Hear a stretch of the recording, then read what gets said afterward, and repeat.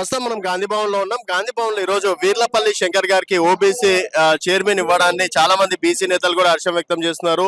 So Shankar అన్న ప్రధాన అనుచరుడుగా ఉన్నటువంటి కృష్ణ గారు ప్రస్తుతం మనతో పాటు ఉన్నారు.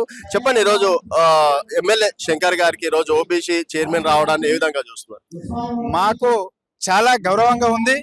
ఈ రోజు మా షాద్ నగర్ ఎమ్మెల్యే మరియు బీసీలకు అతీతంగా ఉంటాడు, ప్రతి కులానికి అతీతంగా అందరికి సమన్యాయంగా చేసుకుంటూ పోతాడు. కాబట్టి ఆయన యొక్క రజక బిడ్డ అయినా కూడా మన కాంగ్రెస్ పార్టీ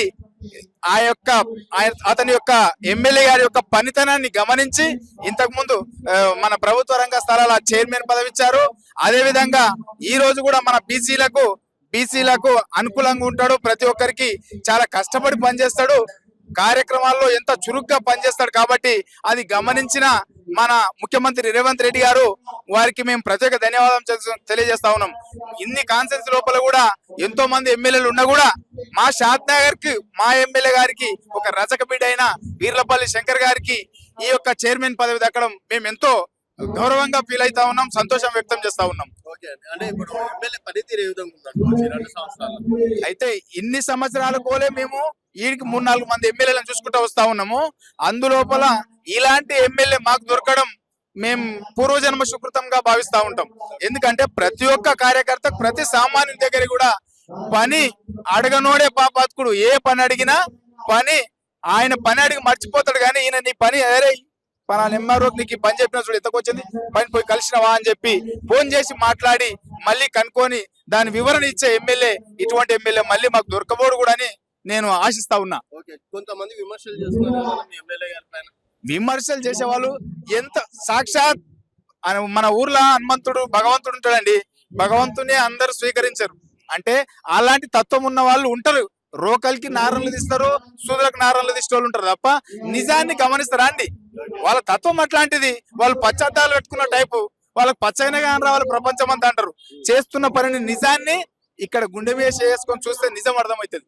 అది గుండె మీద చేసుకొని మాట్లాడరు, ఏదో గాలికి మాట్లాడాలి కానీ మాట్లాడతారు.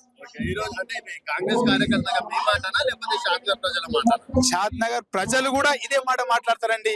ఎవరో ఒకరు పార్టీలు అవతల పార్టీ వాళ్ళు ఏం చేస్తారంటే ఏదైనా ఒకటి అనాలిగా ఏం దొరకలేదు, ఏదనకపోతే మేము ఫెయిల్ అవుతామనే దాంతో అంటారు తప్ప కాంగ్రెస్ పార్టీ మరియు షాద్ నగర్ ప్రజలందరూ కూడా చాలా సంతోషంగా ఉన్నారు.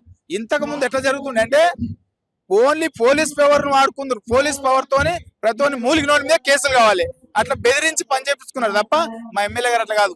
ఏ పోలీస్ వచ్చినా ఏ అధికారి వచ్చినా వాళ్ళ పని వాళ్ళు చేసుకుంటారు, వాళ్ళని వదిలేస్తే వాళ్ళ పని వాళ్ళు చేసుకుంటారు చట్టానికి అనుగుణంగా అనే మాట మాట్లాడతాడు. అయితే ఈ చైర్మన్ మా ఎమ్మెల్యే గారికి రావడం మాత్రం మేము చాలా సంతోషంగా ఫీల్ అవుతున్నాం అండి. మా షాద్ నగర్ కాన్సెన్స్ కాదు, చాలా కాన్సెన్స్ నుండి బీసీలు అందరూ కూడా చాలా సంతోషపడతా ఉన్నారు. ఈ రోజు ఇది అందరి మాట అండి. బీసీలకు పక్క న్యాయం జరిగింది సార్, న్యాయం జరగలేదని మాట్లాడారు. బీసీలకు న్యాయం జరిగింది కాబట్టి ఈ రోజు ఒక రజక బిడ్డకి ఇచ్చిర్రు. మస్తు మంది ఉన్నారు సార్, ఇంకా యాదవులు ఉన్నారు, మస్తు చాలా మంది ఉన్నారు బీసీలో కూడా, కానీ ఒక రజక బిడ్డకి ఇవ్వడం అనేది కూడా మాకు చాలా సంతోషకరంగా అనిపిస్తా ఉంది. మా షాద్ నగర్ ప్లస్ పాయింట్ చాలా మంచి అవకాశం ఇది.